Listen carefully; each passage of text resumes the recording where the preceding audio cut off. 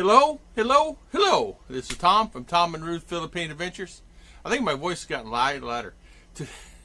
Today's video coming up is about the top 10 questions I get asked today, because it changes at this particular time of the year. And you know what? It trends. It's like it depends on seasons a lot of times, and these questions are some of the ones I've already answered. Everybody always may have seen this before, but there may be some new ones in there for people that's thinking about coming to the Philippines. So hopefully you enjoy it.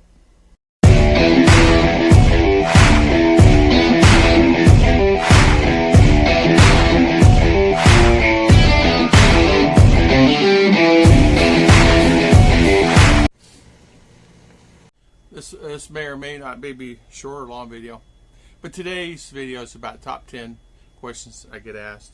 Now, these questions came in yesterday, and so I said, well, I'll put them online, and it's okay because I asked the guys before I did it. This comes from Pat. Do I need an bank account here or USA? I say, it's up to you. A lot of people have both. A lot of people, like myself, I just have my accounts all in USA. I have no account here, but Ruth has an account, and so that matters a lot. And it makes it easier sometimes. Now, you can transfer to the accounts here. You may have to wait at least 3 or 4 weeks, get money here. Presently, I'm working on that for myself, because ATM fees are going up where I'm at. So, 110 volt, 220 volt. What should I bring? If I bring my tools, they're 110. Do I need to worry? Yes, you need to worry. This comes from Fred W. Yes, you need to worry. Always just bring a step up or step down transformer. This would be in case you need step up transformer to the 220 volt. Yeah, I'm so sorry. Step down. You need step down. Not thinking. Step down. You can easily find them here. So when you come, you can actually find them here. They're very big and bulky and heavy. They can weigh at least 10 pounds for one transformer. We bought a few ourselves. Alton bought a few. And it'd be your best advice. I burn up a lot of stuff here thinking that the 110 would be fine and just plug it in, because this house is 110. But it doesn't always work that way. Some appliances will come 110 or 220 here, and it has a variance it can actually, like our fridge. We're in 110 here at the house. It works fine. We can take it over to the Blessed house. It's 220 over there, and yes, it works fine. The solar panel is 220, and it does work with it. Sorry, I'm off today a little bit, I guess. Oh, this comes from Phil. When does it open up? Number one question. When is it opening up? That question is also something I get asked all the time. Don't know. You can always check online. The best thing to do is check online, because things change here daily. So check online. The best thing to do is just hang in there. I don't know. I have a feeling when things will open up, but my crystal ball sometimes has not been working. I would have said first part of this year, but there's always new variants. There's always new something happening. So with all of it, so just stay in tune. I don't know what the answer is. Some of the vloggers out there are saying when. They may know more than I do on that. What is life like there now? This comes from Sally. What is life like there now? It's wonderful. Not too much has changed since the honey badger came in. Just the travel is restricted. You have to sometimes go in quarantine. You have to wear a mask and face shield. But other than that, everything's basically the same. Philippines, as you know, they're used to calamities. So they're pretty well flexible on just about anything that happens here. The main thing that I have to say here, anything else, is always you just go with the flow. And don't get stressed. And I get stressed, okay? I have to tell you, I do get stressed sometimes. Nothing's perfect, right? And especially if I was in USA, I'd be stressed all the time to things, which I was all the time to stuff. But here, stress would be out of stock, sir. Stress would be, oh, internet's down. Well, it was just down an hour ago. Sorry, it's down again. Sorry, sir. Sorry, you have no power. Power went out day before yesterday 3 times. Went out yesterday 1 time. Is it off 10 minutes? It'll be off 10 minutes or 10 hours. It just varies. You never know. Just expect the unexpected. Be prepared for all. Get a solar system. Be prepared. Generator. Be prepared for everything. Even your motorcycle. You may be driving down the road, you get a flat. It could be one brand new tire. I had 2 flats one day. We always have flats on our bikes. Just be prepared for all of that stuff. I'm an American, and I have no family. This comes from John. Presently in Bohol, wife took all, and I'm stranded. That happens a lot. So an American stranded in the Bohol, wife took all, no money. What do you do? I don't know. In that situation, this comes from Peter. So what do you do? I don't know. It's like I'm not really quite sure. All the circumstances, I didn't get all the circumstances from him. I'm waiting back on answers. Okay, so I'm sure he's got some type of retirement coming in. And you're not going to give your wife every bit of your money, even if she has access to it, right? But see, Ruth has access to my account. She wants to get my account. She see what I have in there. But see, I trust. There's a little. I guess. Can anybody be taken? Yes. But you have to have trust somewhere. So, how much really is it to live there?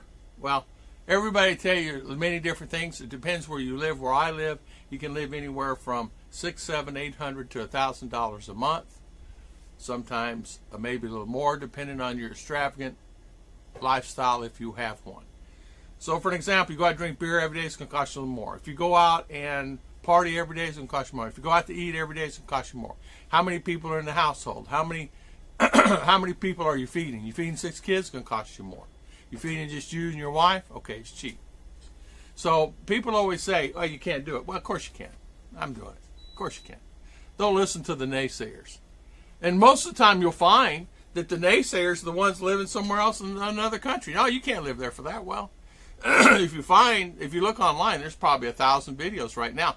There's probably 300, 400, 500, 600 Philippine vloggers. Now, when I came here, there was maybe 100 tops. There's Pop Z, there was Philippine Dreams, there was Chris Britt, there was Mike. There's many guys that were here. Philly was here. I'm here.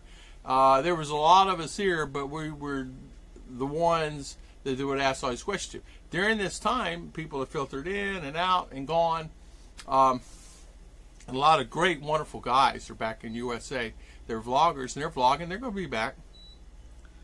What do I need to bring to the Philippines? Because so many vloggers say that they're there and they're in USA. Well, there's a list of things you could bring. You know what? Bring your comfort things. Make sure you just bring things that are comfortable for you, that you think you might need, like clothes. Underwear is the main thing. Socks. Don't worry too much about shoes. Bring a pair of good shoes and a pair of tennis shoes, and then flip-flops the rest of the time. That's what I do. I did give away a pair of my Bostonians that I had that I used to work in to my brother-in-law because my feet got bigger here. Did I gain weight? No, it's just life, I probably did gain weight, but on the other hand, I'm not wearing them as much, and my feet, I think, got flatter because wearing flip-flops all the time. How can I bring my cats and dogs there? And this comes from Vanessa. How can I bring my cat and dog there? They're telling me I cannot. People are telling me I cannot. Of course you can. You can bring your cat and or dog. Many people have brought many cats, many dogs here. They just have to have the appropriate vaccines and things like that. Oh, okay. This person, I know who this is. They're married, and they bring in, she's here, he's bringing, they're married, he's coming in on his SRV visa. He's bringing a cat and a dog. So the best thing to do is make sure you get the vaccines and buy them a plane ticket. And it's okay. They'll accept them, bring them in. It's like anything else. Now, there are a couple of things you need to make sure. Make sure they're in a compartment that is, if you come here and you're bringing your animal with you, make sure when they transfer you, if you have to go like from US Air, I'm just using this for example, or any of the airlines here, from Manila to Cebu or wherever you're going, unless you're living in the area in direct flight, make sure you have your animals. Tell them they have to breathe. Don't put them in a compartment that you can't breathe in. I was there at the airport one time, and really sad thing happened. They transported animals from USA here, and they all put them all. If their airline made it across the ocean, fine. Made it to where they needed to go, fine.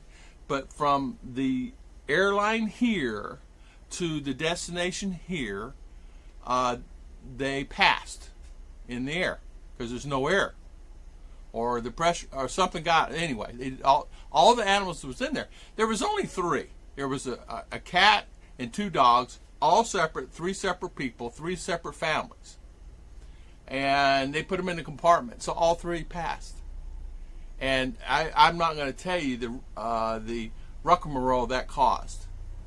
Not only it caused so much of a problem, they had to call the police in and things like that. And then the welfare people came in for the dogs. So it's really a thing. And the reason why I know this is because it held up our to get our bags. You know, after we went through immigration to get our bags, it held us up to going outside the door because there's such a commotion. Because on the other side they had the animals there waiting, and they all passed. So it was horrible. I felt so sorry for people. There's nothing worse than bringing an animal and everything is fine, and bringing them from one place to another, and they pass on the airline. I don't even think I told Ruth or R that story, but it was just so sad for me to see that. Are they still quarantining there? You know, that is a question I'm not really sure about. I don't really know if they're still quarantining people. I know that if you're living in Cebu and you come to our area, or if you come in somewhere else area, you will be quarantined. Now, quarantine procedures is different in each area. They may quarantine your house. They may quarantine you at a facility.